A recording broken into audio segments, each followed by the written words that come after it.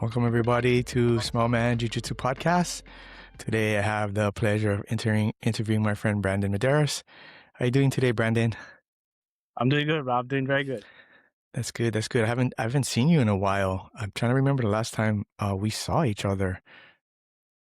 Yeah, I think the last time was when there was like I want to say it was an open mat. I think it was just you and Carter. It was like a very, very small, intimate like open mat a while back, and I'm around Yeah, there. I want to say. yeah. I remember we saw you at the seminar thing at Roots, but that must have been prior. That was prior to that. That was a while ago. Yeah, Yeah, I think that was sometime last year. I think right last year. before I had a when I went to Nebraska because my brother was graduating. Okay. Okay. So before we get too far into the interview, why don't you introduce yourself? Tell us what school you train at and what belt you are. My name is Brandon Medeiros. I'm currently a brown belt at CJJF Central. And I've been trading jujitsu since 2014. 2014. Oh, wow. 12 years. Nice. Have you, have you always been at, CJJF or did you start somewhere else? No, I've always been with CJJF. Recently, I just started going to the Central more, only because I work maybe like a 10-minute drive away. So I was Yeah. formerly going. I mean, I was initially going to the one in town in Hawaii Kai, but just because of my work schedule and then just driving back and forth is just kind of a lot. So I just ended up relocating Yeah. to Central just because of close proximity. That, I mean, that's one of the key factors to how frequently you train, right? Is how close you live to the gym. Yeah. Yeah. Oh, for sure. For sure. Saves gas too. How long? Oh, especially nowadays. Yeah. I guess so expensive. Yeah. How long have you been a brown belt? So I got my brown belt in is 2023. 2023. Okay, about the same as us then. Yeah, I think we got ours in 2022, towards the ending of 2022. It's about the same. Yeah, it's about the Oh, same. nice. Oh, awesome. We're on the same path. Yeah, There so you go. it's gonna be a while. I mean, you're gonna have to dig back into your memory banks. But can you remember like the first class or the very beginning of when you first started jujitsu? What it was like? Oh man, yeah. So I think at that time I started we used to be in Ward in kind of like those warehouses, kind of like where the Whole Foods market is, kind of like a little bit next over there. I remember I walked in because I was originally trying to find a jujitsu school that had daytime availability because at the time I was going school at night, so I kind of wanted something uh, that would fit my schedule. So I ended up going, and then I remember my first day I signed up, and because I've always wanted to try martial arts in general because it was something I was always interested in. And I remember when I first went, it was very humbling, but it was an amazing experience, to say the least. Yeah, it's a common theme that the first class was very humbling. Um, Yeah. how did you first get exposed? Like, how did you first learn about jujitsu or get exposed to jujitsu? Oh yeah, I think I started like I guess looking into it. I think when I was like in middle school, high school. Like I think this was around like the time when BJ Penn was in his prime, and I guess the UFC was like kind of like on the I don't know if that's the golden era or like in terms of like how it started to gain popularity like in the infancy stage compared to how it is today. And then I just remember like watching his fights. I remember watching like guys like Damian Maya and from the UFC days. I was like, oh wow, this is pretty cool. Maybe someday I should try it out. It looks pretty cool. So that's kind of how I found out about it. Nice, nice, nice. How long did it take for you to feel like, okay, this is something I want to do for a really long time?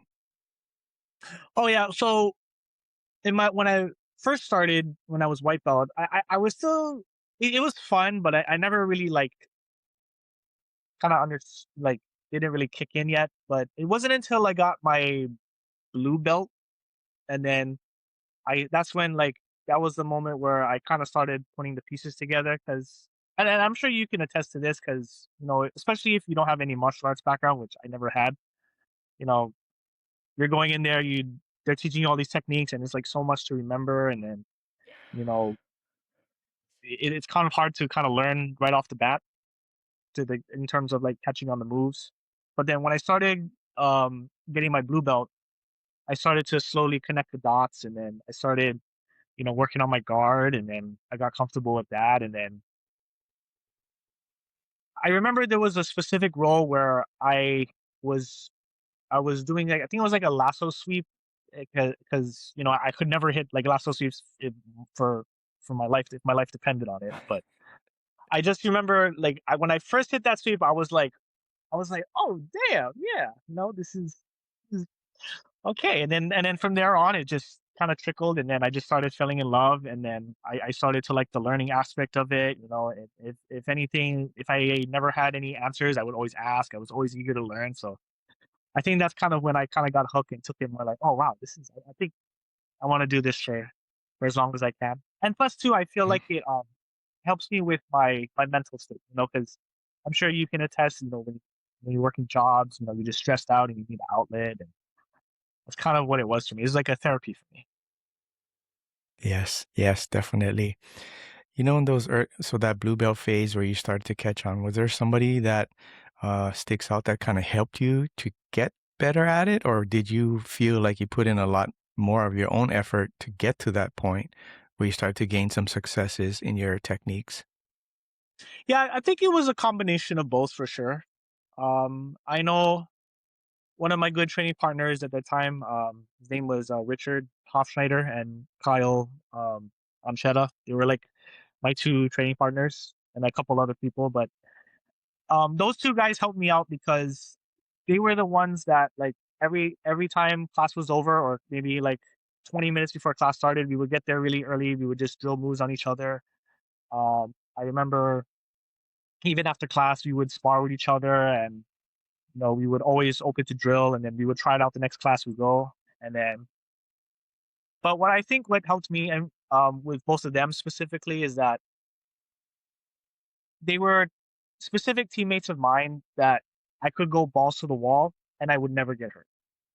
So even Hmm. though I was learning and then we would spar, I knew I had their trust, because I knew they weren't going to hurt me. They had no ill will. They weren't going to go like try to break my arms off. And I'm sure you probably, I don't know, maybe seen or experienced people that just want to just go aggro without control. So that's kind of what. Yeah, yeah.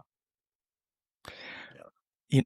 You, you bring up an interesting aspect about jujitsu, right? So there's a class where you learn what the teacher or the professor instructor is showing you, and then there's the before and after class where you can kind of focus on things that you're trying to improve on. I've been fortunate that most of the places that I've trained, we've had that after class time where I've been fortunate in the early days, a senior student would help me. And now that the roles are a little reversed, I try to help people in those time frames. Yeah, I don't know if I guess like you mentioned, you had that helped you in your blue belt stages. Are you feeling like me, like your roles a little reversed where you're helping people a little more than in the past? Oh, most definitely. Because I think at a certain point, once you get to a level, like, you almost kind of have a sense of responsibility to sort of give back to the community. So, and what I noticed it too is that when I help some of the students, or when some students ask me for help, or for specific moves, I feel like in a way it's helped me grow, because I feel like when you teach when you're helping the students, and you're teaching somebody, you tend to point out all the intricacies. And once I started, like, I guess, doing that, I noticed my game kind of rose even a lot more. Where it wasn't even necessarily about the moves; it was more like, okay, he's playing this guard, so if I can nullify, this grip, then I can pass, or something like that, for example. You're right. Once you take on the role of I don't want to say teacher, but once you start to help others, you need to understand the technique inside and out. So understanding it deeper is definitely part of that process. Yeah. Do you officially coach at CJJF, or you're just kind of unofficially helping people on the side?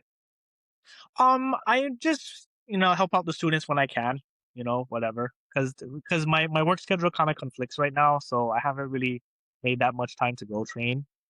And I'm currently injured right now, so I'm trying my best to, stay healthy and get back on the mat. So, and I have to understand too, I'm not 22 anymore, so I can't just, be training and stuff. So I gotta be a little bit How more strong. how old are you, Brandon? I'm 32 now and still looking great. 32. Yeah, you still got a ways to go, but you're being smart about it, right? And a lot of people rush back from injury or not full strength and then make things worse. Yeah. And Yeah, jujitsu is kind of, someone actually says it's kind of like a drug. It's like an addiction, right? So it's kind of hard to break away, but you have to be smart about it. I always tell people jujitsu will always be there. Don't rush yourself back and extend your absence by doing something silly. for Yeah. sure. So what do you think some of your early challenges were with you know getting into jujitsu, learning jujitsu, and progressing within jujitsu? Yeah, early on, I think. Well, I guess there were like different phases of challenges as I've gone through my jujitsu journey. I know, like, when my early white belt days, I just remember it was so bad that all I thought about was just winning. I just remember I was like, hey, I just want to get one submission. That's all I want. But after a while, and then I started to realize that wasn't really the right approach. So my take on it after, I think once I got my blue belt, I started taking more of the approach as like of a learning aspect rather than just trying to, win. Because I feel like if you just only solely focus on winning and just trying to win, I feel like your jujitsu can kind of, plateau and stagnate. So, but when the moment I started to take a learner's mentality and, have a keep an open mind, that's when I started noticing the improvements in my game. And even though there were times where I would win rounds, or there were times where like I would just get my butt whooped like completely, like I always felt like, okay, he got me with this. I gotta start figuring out how to do that and how to stop that or so and so, and then just kept going on and going on. And then recently, I would say within the last couple years, my biggest challenge is just overcoming some injuries. I already had suffered two major catastrophic injuries. I think in 2020, before COVID, right before COVID happened, I ended up we were doing comp training and getting ready for Pan Ams, and then one of my teammates hit a move on me, and then I guess he went for a takedown, and then he ended up sitting on the side of my knee, and I ended up tearing my ACL. So at the time, I mean, it was sore. I could still walk, but there were moments where, like, when I would, just do a basic jog, I would feel it buckle out of the blue. And I remember that when I got diagnosed, they said it was a torn ACL. But the problem with that was that during COVID, the hospitals were all fully booked, and I couldn't get surgery till the following year. So Wow. that was yeah, that was kind of I would say probably, honestly, that was probably the lowest point of my jujitsu journey as thus far, because it took me time off the mats. I ended up coming back, but there were times where like I I felt like I wasn't progressing. Like I felt like I declined, and I think also you know mentally it was frustrating because it's like I was at this certain level, and then all of a sudden I'm back. I'm back from ground zero, and then I got to work my way up again. So it kind of messes with your psyche a little bit. And then recently, I had a last year I had a broken foot, which I'm completely healed now, so it's all good. But that one was more of a freak accident, so I guess I've been using mostly this time to even though I'm not training on the mats as much as I would want to, I'm still doing solo drills at home. I go to the fitness gym, Planet Fitness, just to keep my body in shape so that when I do come back, I'm healthy, I'm in shape, and there's not much, rust off of me. So I would say right now, that's probably the biggest challenge I'm having is just learning how to train smarter, knowing what my limits are and, you know, just keep, persevering through this because I'm already deep into jujitsu at this point and, like how you are, your brown belt, but there are many times I felt like quitting because it was just, overwhelming. But I felt I keep telling myself, hey, I've come this far, I'm gonna see it through, so I'm not gonna let this stop me. Yeah, you invested a big chunk of your life into jujitsu, and to stop now would it kind of would be a shame. But I mean, I wouldn't like put you down for it, considering the challenges from the physical standpoint that you've had to deal with. So I think I think was it one of the first times you reached out to me, you saw that one video of somebody almost doing exactly the same thing that happened to you when your knee got kind of blown Yes, I out. I did, yeah, because I remember looking at him, I was like, "Ooh, ooh, that was close," but yeah, I, I I remember that. remember that, Yeah, yeah. yeah. And then in fact, the first time you came over, didn't it almost happen to you again or something? I kind of Yeah, remember no, yeah, something. no, yes, yeah, yeah, I did, but I don't because I saw the video and I was like, "Oh, I don't know how my knee friggin' survived that." Because I think if you see it, you'll know you see the way it bends, I was like, "Oh," you just wanna shield your eyes and stuff, but yeah. But That's why. I didn't get hurt, but thank God, but yeah, I just that was literally a miracle. So I don't mess around with takedowns, bro. I just grab you and I sit down as quickly as possible. I could still get No, hurt, no, no, but I completely understand. I mean, and considering, to be fair, your size and your age, I completely understand that because, it's just a major toll it'll probably take on you, I mean, where you're at. yeah, Yeah. especially if at my age, if I got a injury like that and I had to go through it would not, yeah, it would not go well for me. I don't, yeah. Anyway, so when you were younger, like high school or even younger, did you participate in any athletics or team sports? Yeah, actually, I played baseball. Baseball was my number one sport growing up. My dad was my coach. I think I played baseball from want to say 5 years old all the way till like early college. So yeah, I played baseball all the way out, t-ball all the way up to high school, and then maybe my 1 year of college, and then that was it. Did you grow up in Hawaii? Yeah, yeah, I was born and raised here. I was born and raised. I went to Ah, Kalani. okay, okay, Yeah. yeah, because in my day, baseball was kind of the sport. Soccer really hadn't taken over yet, but you're a lot younger than me, so soccer probably was already kind of prevalent. But I'm assuming your dad had some tie to baseball when he was younger. That's why he introduced you to baseball, or is that something you chose?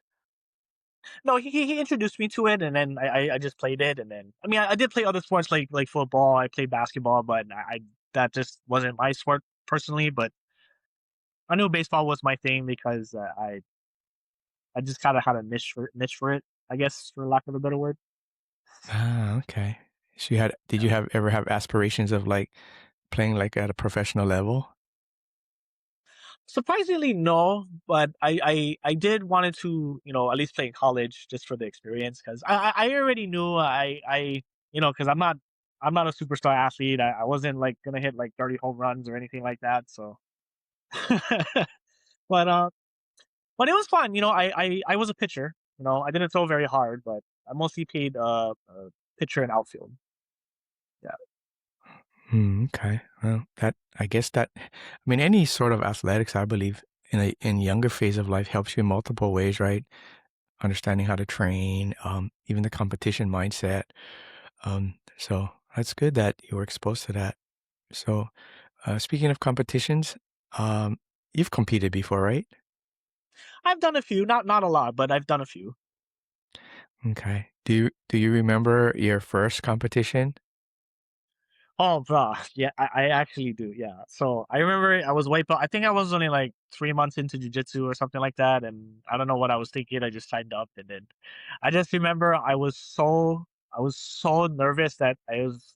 I was literally like, like, just all shivered and just didn't want to move. Like, you know, I mean, of course, I did lose the match right away because I was nervous, but it was fun. You know, I got to see what the exposure was like, and you know, um, what the pace is. You know, how what it feels to go balls to the wall up get go. So definitely learned a lot. I would like to compete more often. You know, but because my work schedule right now, it's hard to make the commitment to train because Mm, I work 10 mm. hour days. So it's pretty difficult for now, but I could see myself So after competing, yeah, a couple of years soon.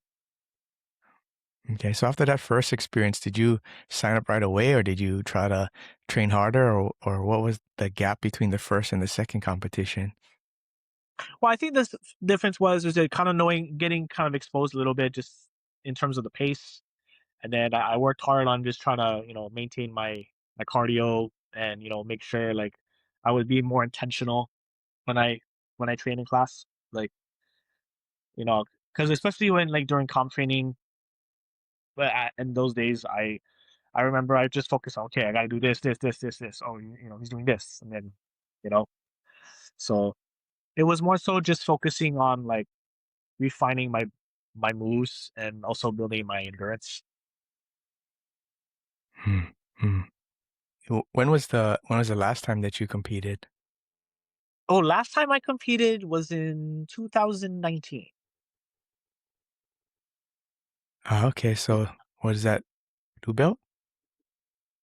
Purple belt. Purple belt? Okay, Yeah, like okay. early purple belt days. Yeah. Early purple belt. How did that one go? That one I took second. I took second. I had two matches, so I won by submission in the first round, and in the second round I lost by points. But it was Okay. a good experience. It was a good experience. So I like the progression from the nervous dude to like you probably felt a lot more confident.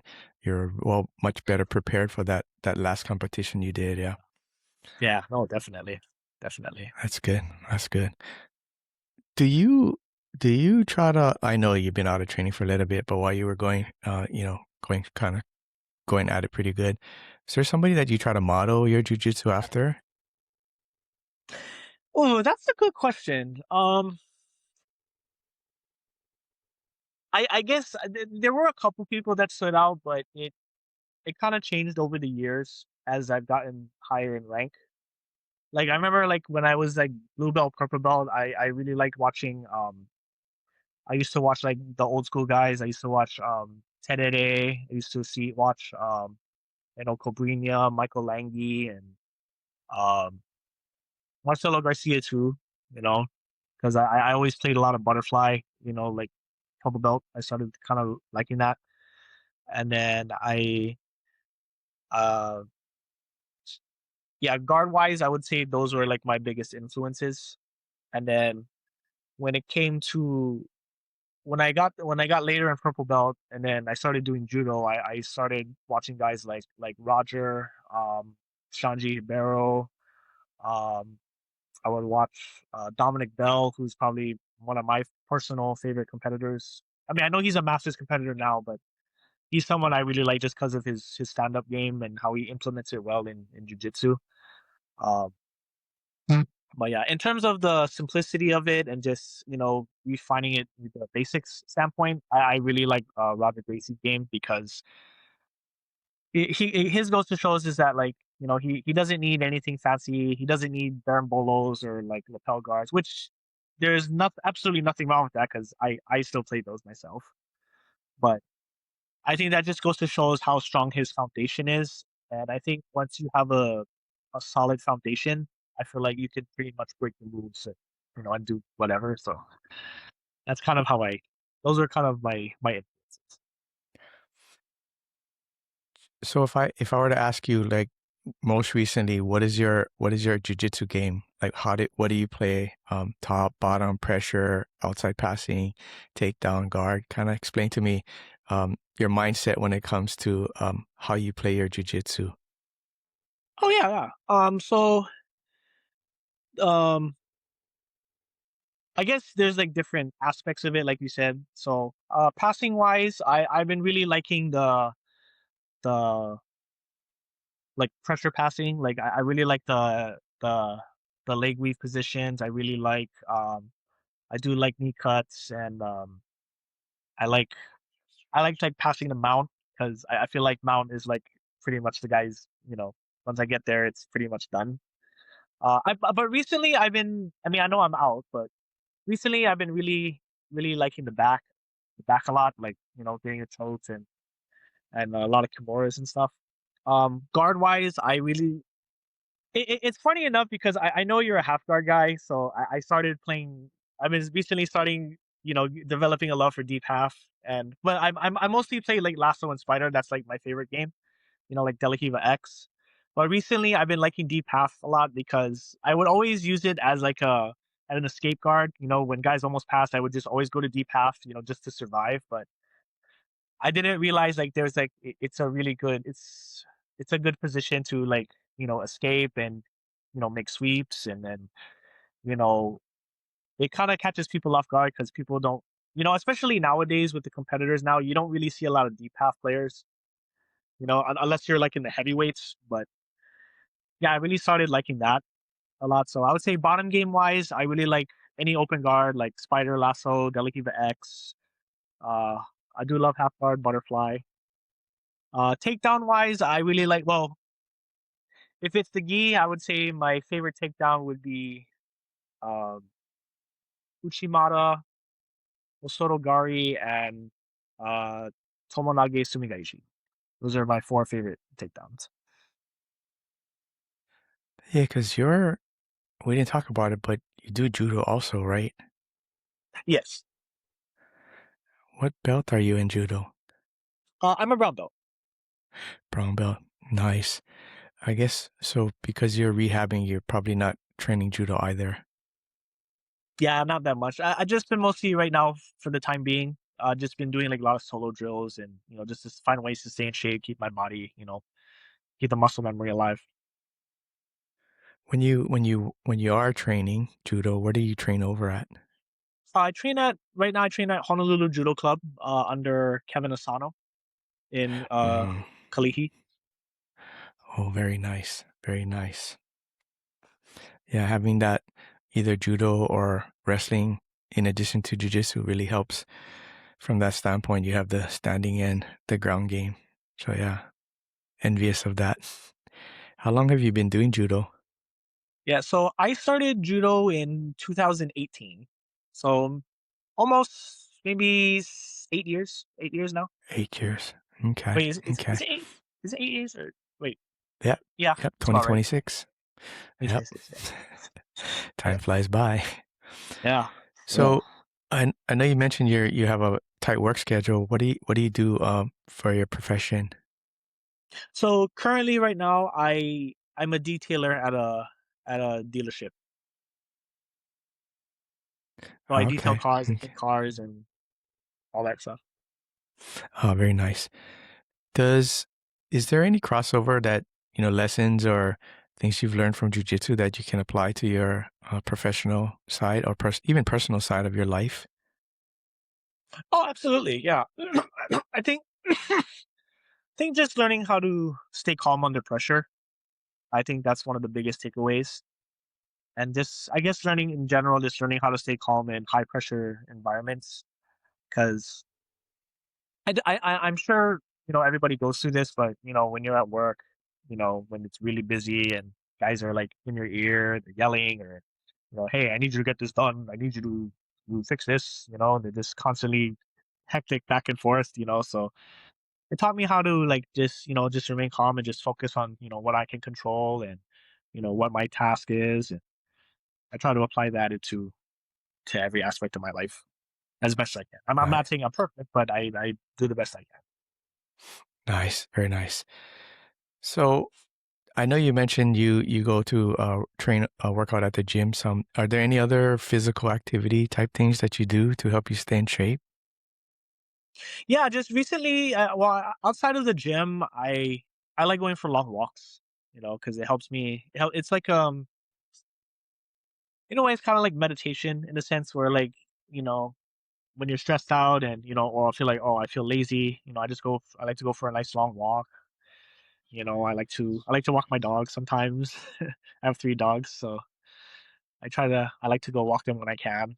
Um, I do like going to the beach, just getting in the water, just going for a nice swim, just get some sun, and you know, just try to find ways to keep my body moving because I understand now that even though I'm 32 now, that I'm slowly realizing that there's you're getting a little bit of aches and pains here, but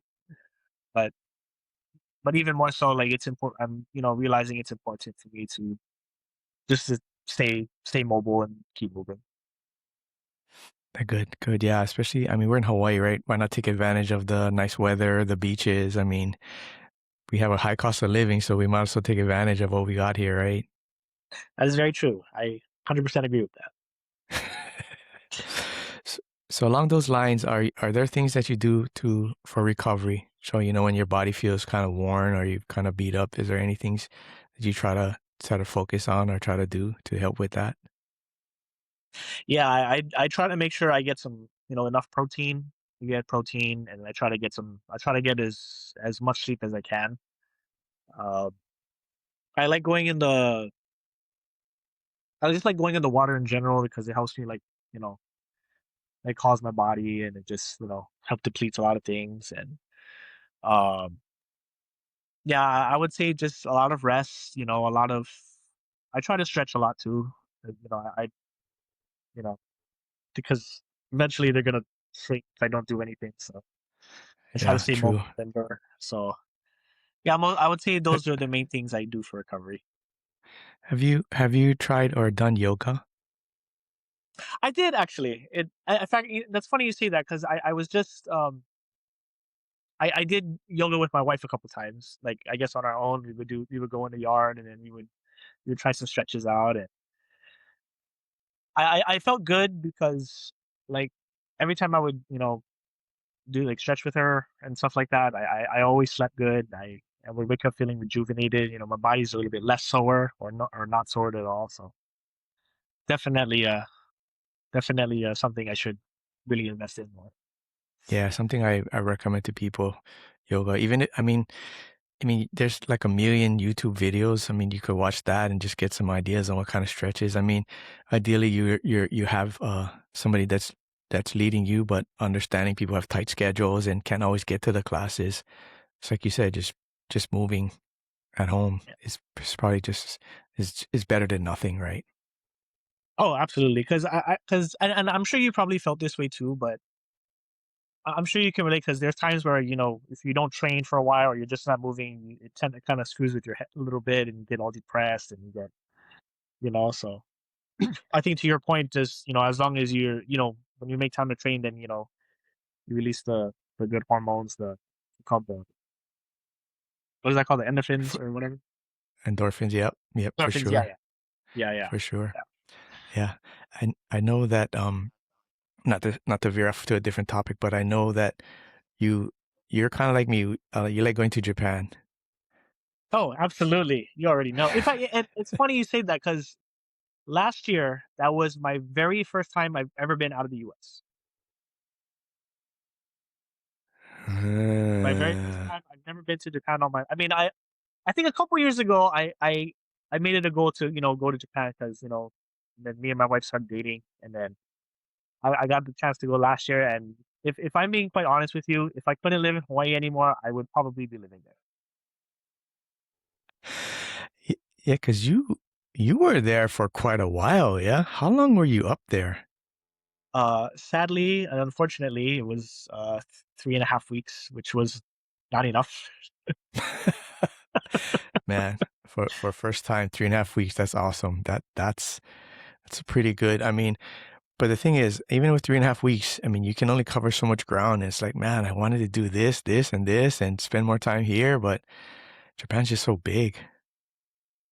Yeah, it's very big, but it's very vast in the sense where it's like there's so many things. There's like an unlimited things you can do up there. Yeah, and I seen lately, I guess the yen is getting so weak. It's like at 162. I think I saw it yesterday. It's like, wow, time to go back again. Yeah, because I think the last time I went, it was like 140. But yeah, I saw recently that it went. Yeah, It's going down even more. Yeah. All right, Brandon. I've asked all the questions I have. I want to jump into a section called rapid fire questions. So some quick questions. I'm going to start off now. So, favorite guard, lasso. Lasso. Favorite submission, Kimura and Toriko Plata. takedown or guard pull. Takedown. But if I have to pull guard, I will. Okay. If you have to choose one, favorite takedown, Uchimata. Uchimata. Okay. Favorite gi brand. Kimono fighter. Okay. Favorite gi color. Anything but white. How many gis do you think you have? Well, right now, I would say I have 8. 8. Okay. 8. Uh, gi or no gi? Gi, but I'm open to no gi as well. Favorite training partner. Oh.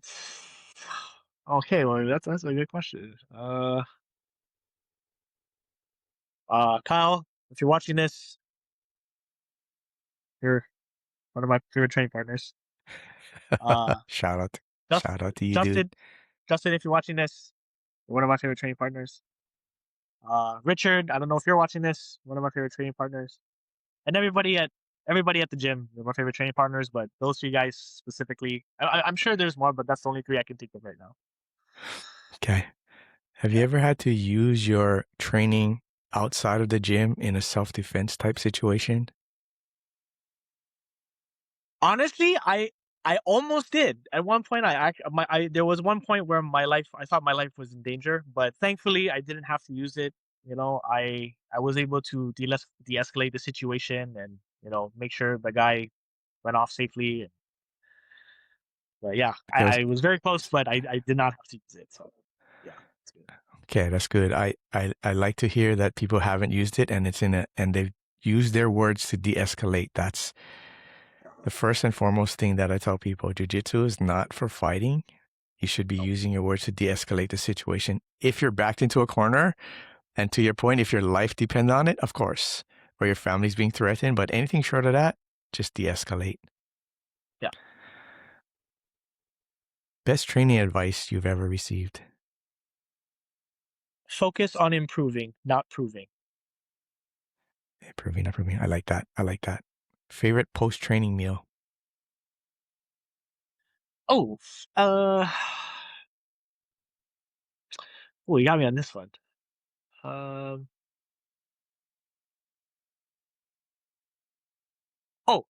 my wife's nabe. Okay, My that wife's sounds nabe. good. Yeah. Favorite sports team? My favorite team, the Indianapolis Colts. Interesting. I'm just curious. How did you get the tie to the Indianapolis Colts? Oh, I was a big Peyton Manning fan growing up. I think they were like my favorite team since the 4th grade. So I was a Okay. big Manning fan Okay. like during his heyday. So that it kind of stuck with me. All right. If you could roll with someone in history, who would it be? Oh, if I could roll with someone from history, Teddy Roosevelt. Teddy Roosevelt? That's an Teddy interesting Roosevelt. choice. Yeah, An because interesting choice. I was actually reading something that he actually did martial arts, and I think he did some judo jiu-jitsu. So it's Oh, kind of interesting. okay. Yeah, I learned something new today. yeah. Do you like to train morning time or nighttime? Uh, oh, that's actually a good question.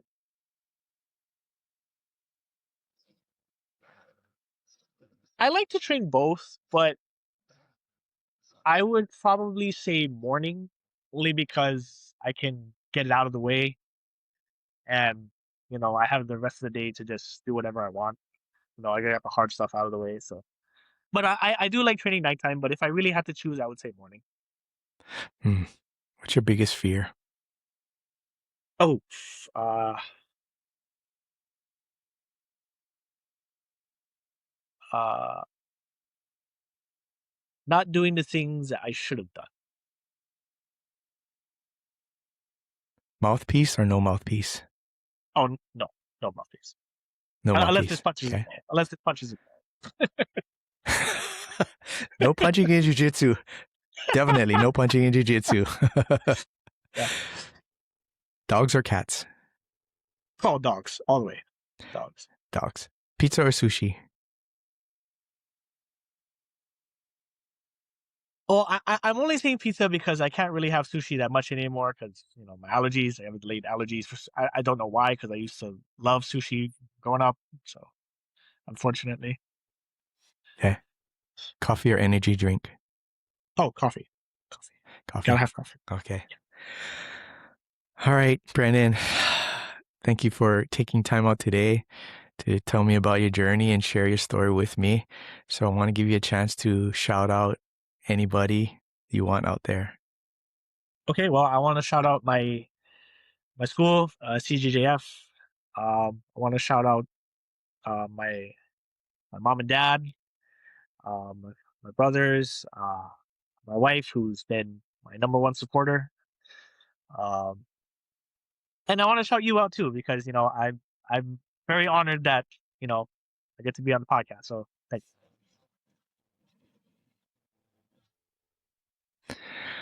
All right, Brandon. Thank you again for taking time today. From everyone at Small Man Jiu Jitsu, we'll catch you in the next one. We're out.